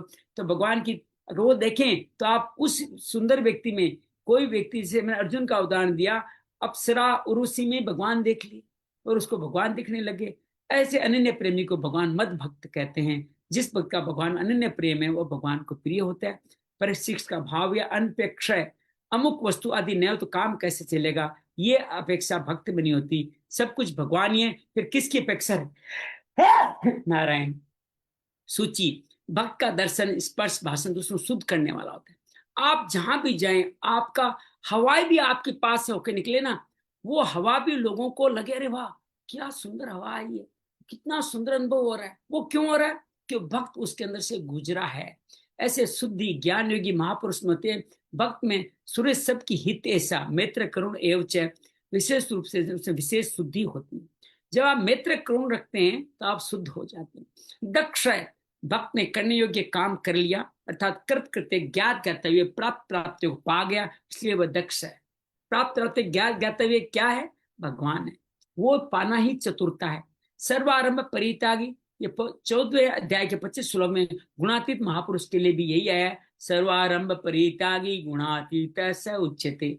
अर्थात गुणातीत महापुरुष में कर्तृत्व नहीं होने से सर्वारंभ परित्यागी हुए। भक्त में स्वार्थ अभिमान न होने से सर्वारंभ परित्यागी होते हैं। भक्त को अपने लिए कुछ करना शेष नहीं है, फिर आरंभ भी क्या करेगा।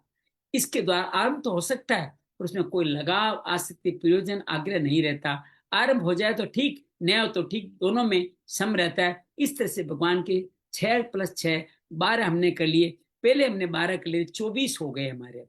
तो 24 गुणों वाले भक्त के लक्षण कल आज इतना ही करेंगे, कोशिश कराता 17 हो जाए। तो भगवान भक्त को बस अपनी इच्छा से ही बढ़ाते हैं, आपकी इच्छा नहीं चलने वाली। तो हम कल 17 18 करेंगे, फिर 19 20 भी 2 ही करेंगे। भगवान की इच्छा के आगे नत हम 3 की अपेक्षा, एक अनपेक्ष सुचिर्दक्ष हमें रहना है, तो हमें ये काम करना होगा। अंजलि से निवेदन करूंगा कि आप 15-16 श्लोक पढ़े, उनका भावार्थ बताएं, फिर गुरुदेव जी भी अपना जो भी अनुभव हमारे साथ शेयर करें। अंजलि जी आप 15-16 बताएं।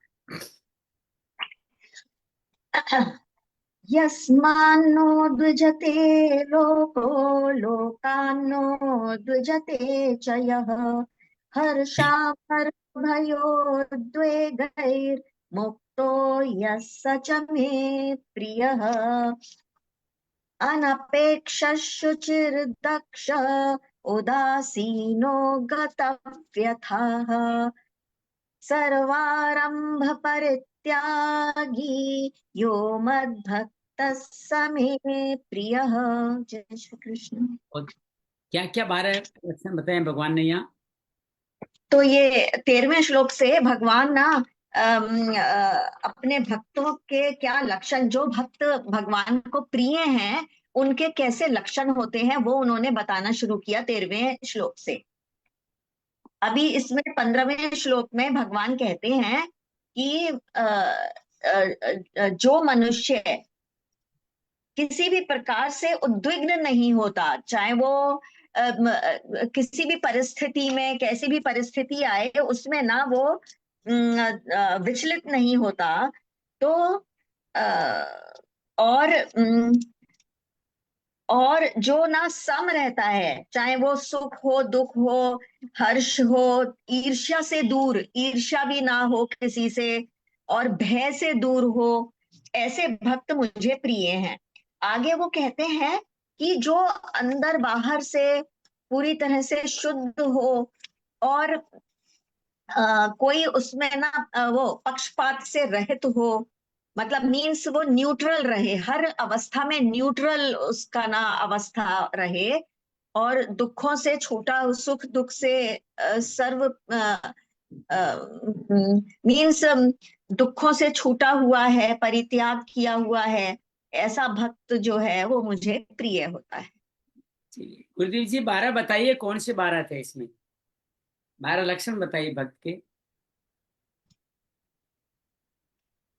जी। टेढ़ा सवाल पूछ लिया आज तो आपने बिल्कुल ही।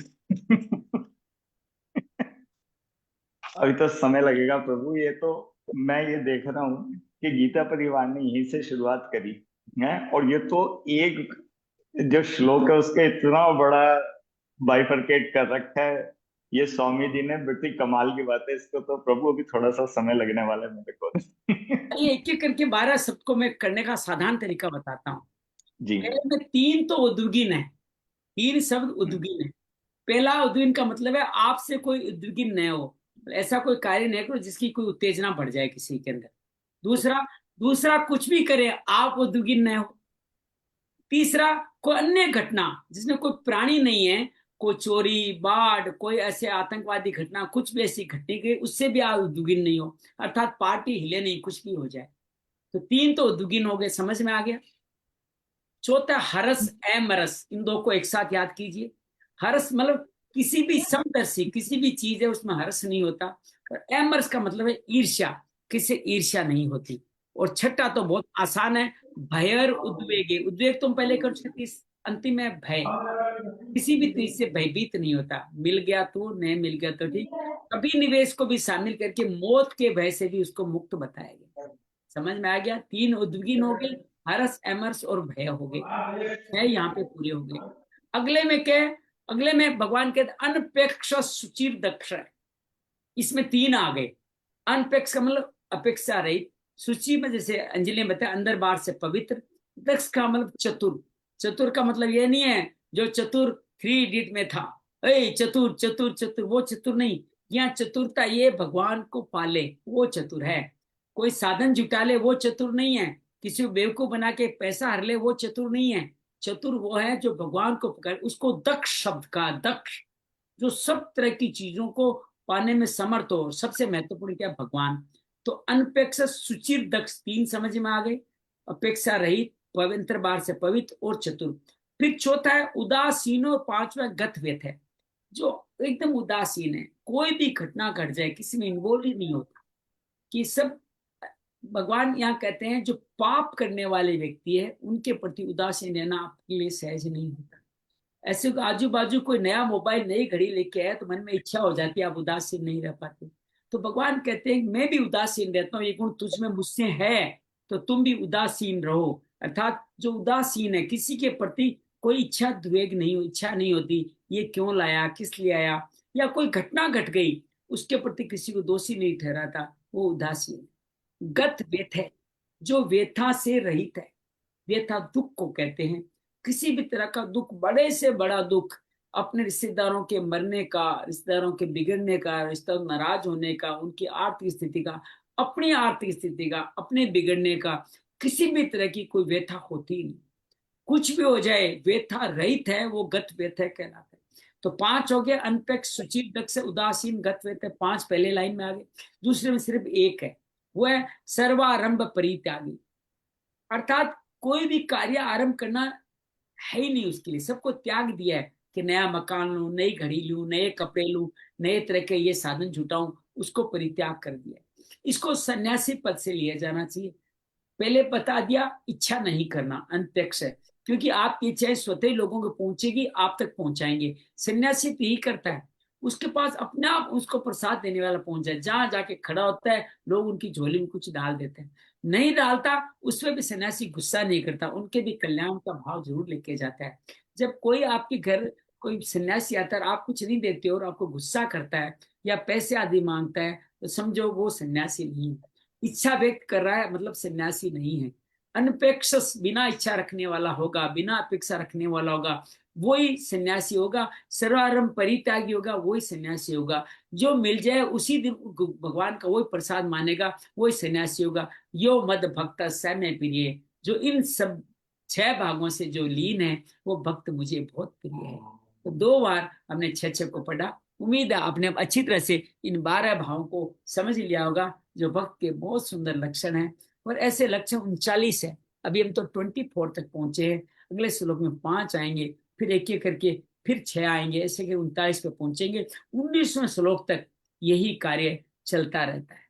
तो ये बहुत सुंदर अद्भुत कार्य है, हम इसको समझे, भक्त को जाने।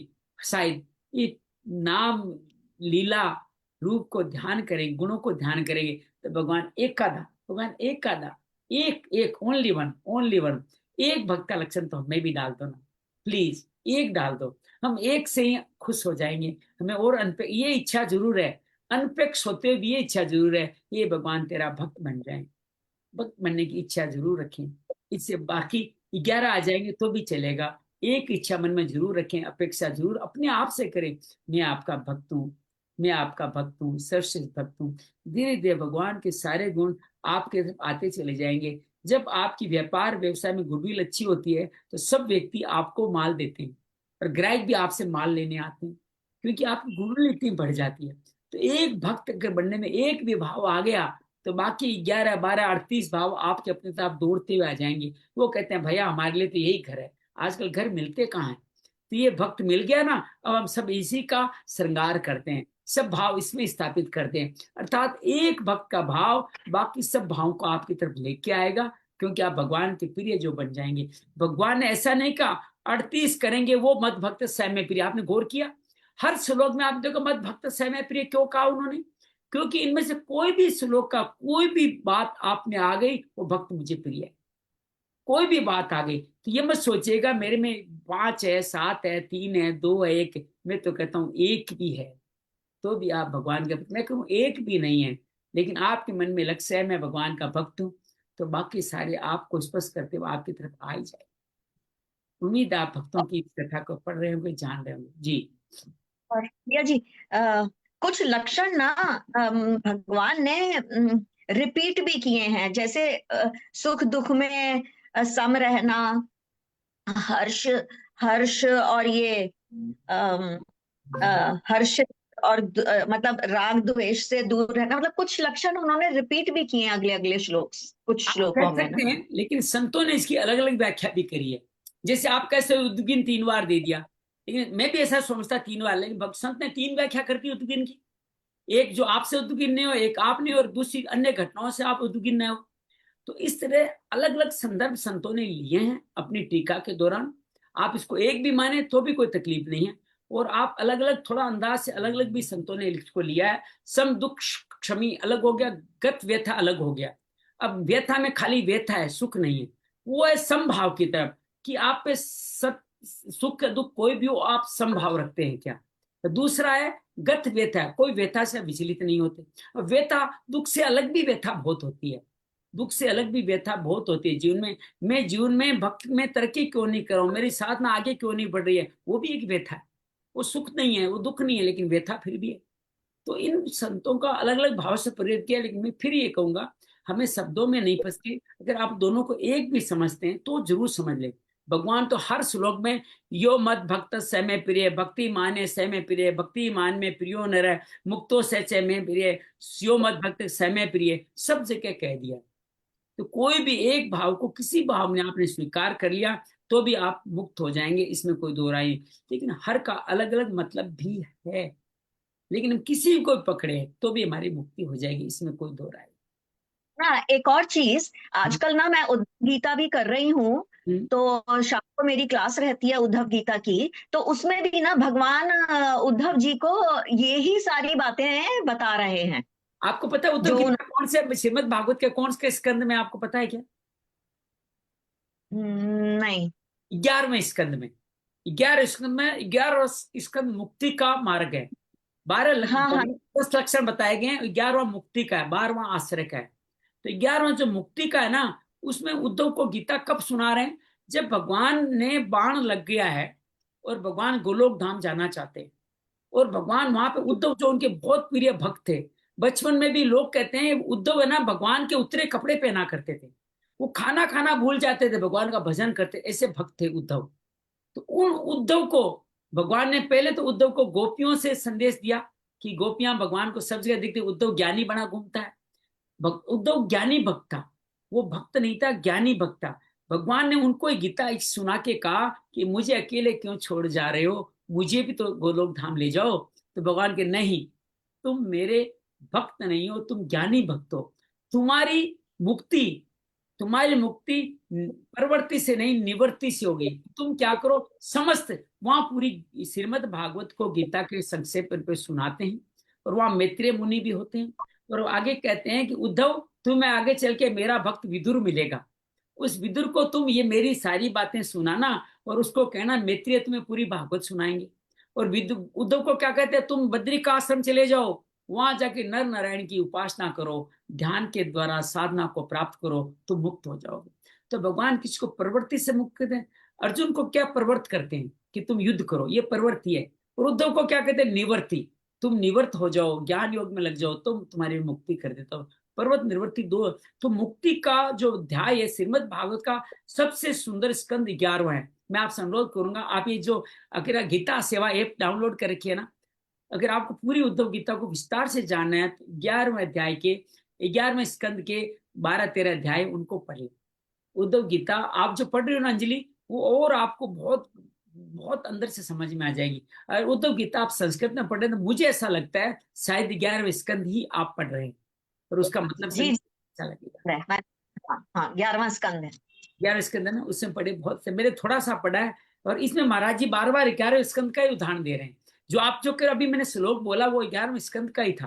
तो श्रीमद् भागवत का 11वां स्कंद बहुत होता है, लेकिन मुझे ना कहना नहीं चाहिए, लेकिन कहे बिना रहा नहीं जाता, अभी भक्त तो बना नहीं हूं मैं पूरा, कि संत लोग 11वें स्कंद को इग्नोर कर देते हैं श्रीमद् भागवत सुनाते हुए। वो सीधा कृष्ण लीला से सुदामा तक पहुंचाते हैं और पार कर जाते हैं।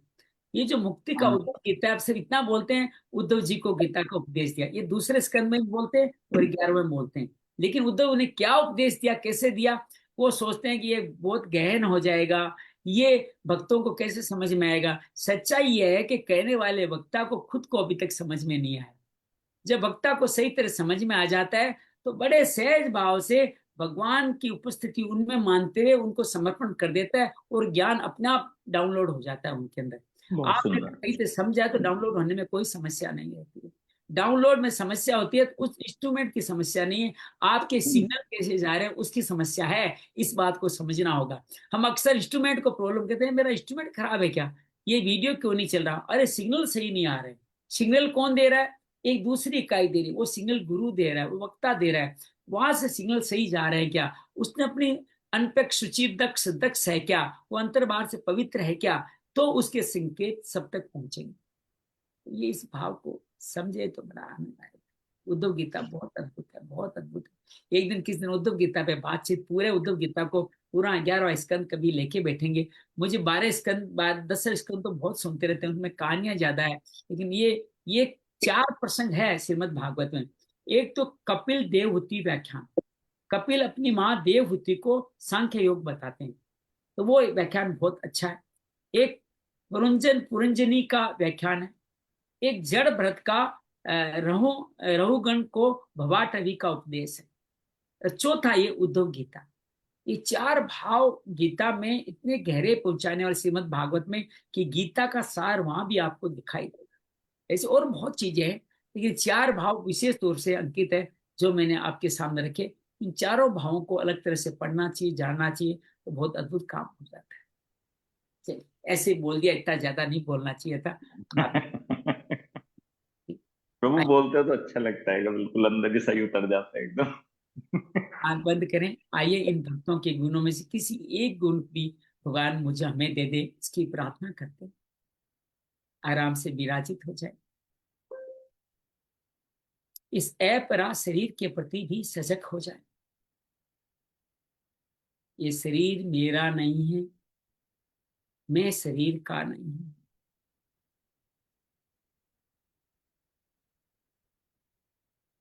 अपनी सूक्ष्म शरीर आदि देवी के प्रति सजग हो जाए। ये इंद्रियां मन सहित, मन बुद्धि अहंकार सहित मेरी नहीं, ये सब मैं इनका नहीं हूं। और इससे जुड़े हुए रिश्ते नाते संबंध इच्छाएं, वो भी मेरा शाश्वत वास्तविक परिचय नहीं। परा प्रकृति जो जीवात्मा में हर एक अंश में विद्यमान, जो भगवान का ही अंश है, जीवात्मा भगवान का ही अंश, भगवान के समस्त गुण जो भगवान ने विभूति योग में कहे हैं, वो सारी सारी विशेषताएं इस जीवात्मा का भी अधिकार क्षेत्र है। उनमें से कोई भी भाव हमें भगवान प्रदान कर दें तो हम भक्त कहलाने की श्रेणी में आ जाएंगे। लेकिन हम भक्त कहलाने की भी इच्छा व्यक्त न करें, अनपेक्षा, किसी भी चीज की अपेक्षा न रखें। जब हम कोई इच्छा नहीं रखते तो भगवान स्वयं हमारे जीवन यापन की इच्छाएं हमें भगवान स्वयं देते। अभी मन में इच्छा हुई गांव की मातृभूमि के लिए एक जगह है, उसका निर्माण सार्वजनिक हिताय किया जाए। बस मन में खाली इच्छा हुई, उसके लिए आवश्यक सामग्री ठीक नहीं दी, मुझे नहीं पता, लेकिन भगवान ने तुरंत एक नया व्यवसाय दिया और उसमें नित्य निरंतर ऐसे प्रकृति कर रहे हैं। कई बार तो मुझे भगवान पे शक होता है, ये भगवान मेरे लिए आप कहीं गलत काम तो नहीं कर रहे, जो दूसरों का हिस्सा है वो तो मुझे नहीं दे रहे, लेकिन इतनी तेजी से वो साधन देते जा रहे हैं कि जैसे मान लो भक्त की इच्छा हुई है तो उसको पूरा कर दो। अनपेक्ष, सुचिर दक्ष है। आप अंदर बाहर से पवित्र हैं क्या? अंदर से पवित्र होने का तात्पर्य है मन में कोई मानसिक विकार नहीं हो, लोभ मोह काम क्रोध मद मत्सर नहीं हो। बाहर से पवित्र होने का तात्पर्य है शरीर की पवित्रता का ध्यान रखें। यहाँ वस्त्र सुंदर होने से नहीं है या मेकअप करने से नहीं है, बस शरीर आपका ओजपूर्ण तेजपूर्ण हो, अर्थात आपकी आभा चारों तरफ से विकसित हो रही हो। ऐसी पवित्रता आपके मन कर्म वचन के योग ध्यान आदि से, पूजन आदि से स्वतः ही प्राप्त होती है। दक्ष है, आप इतने चतुर हो जाएं, सबसे बड़ा धन पालें, राम धन पायो, भगवान को पाले, यही दक्षता है। छोटा मोटा कोई धन संपत्ति मकान रिश्ता कमाया तो क्या कमाया, वो सब नष्ट होने वाला है, लेकिन भगवान को कमाई करी तो ही आप चतुर कहलाएंगे। दक्ष उदासीनो गत व्यथ है। अब यहाँ तीनों उद्गिन को भी जोड़ लीजिए। न दूसरों को उद्गिन करते हैं, न स्वयं उद्गिन होते हैं, न किसी घटना से उद्गिन नहीं होते, अर्थात हर हाल में उदासीन बने रहते हैं। ऊपर बैठ के तटस्थ भाव से, ध्यान का भी यही मूल मंत्र है कि साक्षी भाव से, उदासीन भाव से सभी मन में हो उठ रहे विचारों को भावों को देखें और किसी विचार अच्छे बुरे के साथ न जाएं। उदासीनों का मतलब है राग द्वेष से भी मुक्त होना, राग की तरफ नहीं जाना, द्वेष की तरफ नीचे नहीं उतरना, ये दोनों ही उदासीनों कहते हैं। हर्ष अमर्ष अर्थात प्रसन्नता या किससे ईर्ष्या भी नहीं हो, कुछ मिल गया तो बहुत प्रसन्न हो गए। मैं तो कह रहा हूं न मिले उसमें जो प्रसन्न रहे वो ही हर्षित व्यक्ति है। किसी व्यक्ति से ईर्ष्या न रखे, किसी उत्कर्ष में ईर्ष्या न रखे, उसकी उन्नति में ईश्वर का धन्यवाद करना न भूलें। हे ईश्वर, इसको इतना कुछ दिया है, ये तुम्हारा भक्त है, मैं इसकी वंदना करता हूँ, उसकी ईर्ष्या न। और फिर ऐसे व्यक्ति को भय तो हो ही नहीं सकता कि उदासीनों गत व्यथ, सब व्यथा से जो रहित है उसको भय कैसा होगा। उसके लिए कोई काम भी आरंभ करना कहाँ जरूरी होगा, जब उसके सारे काम भगवान कर रहे हैं तो कौन सा नया काम करना बाकी रहा है। वो तो सदियों से, कई जन्मों से एक ही काम कर रहा है, भगवान का भक्त बनना, भगवान के अंदर स्थापित हो जाना, यही तो कार्य बार बार वो करता रहा है। पर ऐसे कार्य करने वाला, कोई भी एक को पाने वाला, भगवान कहते हैं वो मेरा भक्त है और मुझे बहुत प्रिय है। और ये बात भगवान ने अपने 9वें अध्याय में अपने ज्ञानी प्रेमी के लिए भी यही कही, वो सर्वश्रेष्ठ है, मुझे अत्यंत प्रिय है, मेरे से अभिन्न नहीं है। वो ही ज्ञानी की तारीफ या भक्त के रूप में कर रहे हैं, बार बार कर रहे हैं। इनमें से कोई भी एक भी पाले वो समद भक्त से में प्रिय है। हम सभी भगवान के ये भक्त बने, उनको जाने, उनको देखें और उनमें प्रवेश करने का अधिकार पाएं। हे भगवान, हम सब में भगवान की भक्ति का बीज आप बोए। हम सब आपके ही अनुनय हैं, हम आपके अज्ञानी भक्त हैं। आप हमारे में ये भक्त स्थापित कर दें। हमारे यो मद भक्त है, आप में ही लीन हो जाएं। हमारे मत कर्म मत परम आपके परायण हो जाएं। हम आपके बन जाएं, मन मना मद भक्तो, आपका पूजन करें, सब में आपका दर्शन करें, समदर्शी हो जाएं, ऐसा भाव हमें प्रदान करें। तथास्तु। शांति शांति शांति। जय माँ भगवत गीते, जय जय माँ भगवत गीते। हरि ये कमल विहारिणी, हरि ये कमल विहारिणी, सुंदर सुपुनीते। जय जय माँ भगवत गीते। दया सुधा बरसावनी, मातु कृपा कीजे, मातु कृपा कीजे। हरिपद प्रेम दान कर, हरिपद प्रेम दान कर, अपनों कर लीजे। जय जय माँ भगवत गीते। योगेशं सचिदानंदं वासुदेव व्रज प्रियं, धर्म संस्थापकं वीरं, कृष्णं वंदे जगद्गुरुं, श्री कृष्णं वंदे जगद्गुरुं। शांति शांति शांति। उम्मीद है आपने इस द्वादश अध्याय की भक्तियों को, 11 अध्याय की इस पूरी साधना के बाद भी 12 अध्याय पढ़ने लायक बनते हैं, तब इसका एक एक शब्द हमारे अंदर विराजित हो जाता है। भगवान बड़े दयालु है कि मेरा एक गीता पढ़ मात्र ली तो भी मेरे भक्त हो, ये बात आगे चल के कहने वाले, श्रवण करने वाले भी भक्त है, इसको देखने वाले भी भक्त है, इसका मनन करने वाले। आप सबका मंगल कामना करते हुए यही विदा लेते हैं। कल भक्त के 5 गुण 17वां 18 19 कहाँ तक पहुंचेंगे नहीं पता। हमने अलार्म लगा रखा है 9:25 तक जितने श्लोक शुरू हो चुके होते हैं उनको संपूर्ण करते हैं। 9:25 से पहले हो जाए तो तीसरा भी संपूर्ण कर देंगे, लेकिन आज 2 दिन देख रहा हूँ भक्ति योग में दूसरे श्लोक के बीच में ही घंटी बज जाती है, तो फिर हम वही रुक जाते हैं। बहुत बहुत धन्यवाद। बहुत हो रहा, आप बरसों से यात्रा। आज मेरे दोस्त आए थे कि क्या ऐसे कोई है क्या जो शुरू से आपके साथ। मैं क्या, हाँ बहुत है मेरे। तो मैंने गुरुदीप जी का, अंजलि का, आबा का नाम लिया कि आप मेरे साथ हमेशा से जुड़े रहते हैं, हमेशा आते रहते। इतने इतने एपिसोड से आ रहे हैं, इतने लगातार उन्होंने बड़ा निश्चय किया है। मैं हाँ उन्होंने किया है, उनके निश्चय से ही मेरा निश्चय बढ़ा हुआ है। अगर वो ये निश्चय नहीं करते तो मेरा भी ये निश्चय शायद पूरा नहीं होता। बहुत बहुत धन्यवाद। ज्यादा चला गया, थोड़ा सा रहा है, जल्दी हम इस रास्ते को ही पार कर लेंगे। बहुत बहुत प्रभु धन्यवाद। 2 मिनट मेरे को भी दे दो। जी आज बड़ा आनंद आया। जी जी जी। कल मैंने बड़े दिनों से सोच रहा था कि गीता जी के पढ़ने के लिए ना रात का समय ना बड़ा अच्छा होगा, क्योंकि दिन में तो डिस्टरबेंस रहती है सब। तो मैंने कहा कि रात को कौन सा समय सही रहेगा, कि 2 बजे का समय मैंने निश्चित किया, निर्धारित किया। और मैं पूरी रात का जगह हूँ, पूरी रात सोए नहीं, बस सोफे पे ऐसा बैठा हुआ था अपने कि कब 2 बजेंगे, अपने ध्यान में व्यस्त था। सवेरे 2:30 बजे मैं उठा वहां से, थोड़ी जैसे सुस्ती हो रही थी, 2:30 बजे मेरी नींद अब पूरी खुल गई। और 3 बजे मैंने स्नान किए, और 3:30 बजे से और 5:30 बजे तक मैंने प्रथम अध्याय का श्लोक पढ़ना शुरू करा। और उसके बाद मैं 5:30 बजे उठ के अपनी जो रेगुलर क्लासेस होती है 5:45 बजे से वहां पर हो गया। देखो ऐसे कमाल हो जाता है कभी हो कभार। जाता है सर। कल रात को मेरी कोई एनजीओ की मीटिंग थी, घर में एक मेहमान आए हुए थे, रात को 12 बजे में सोने गया सर। और क्योंकि दिन की घटनाएं इस तरह की थी, 2 4 5 मिनट सोने में भी लगे। लेकिन विश्वास जी कीजिएगा, अपने समय पे उठ करके अभी मैं 2 घंटे की मरम की क्लास करने के बाद आपके सामने बैठा। मैं 6 से 8 मरम की क्लास करी है, 6 से 8 बज के, आज तो 10 मिनट तक चली, 2 घंटा 10 मिनट तक मरम की क्लास करने के बाद आपके सामने विद्यमान। तो गीता का आकर्षण, प्रेम, और कहीं किस चेहरे पे, किसी जगह पे कहीं कोई थकावट नजर नहीं आ सकती, कि जिसमें भगवान बसते हो, उस भगवान का आप कथन लीलन चिंतन कर रहे हो, तो फिर कैसे कुछ हो सकता है। आपका अंश जो है वो उसी अंश की कहानी पढ़ रहे हैं।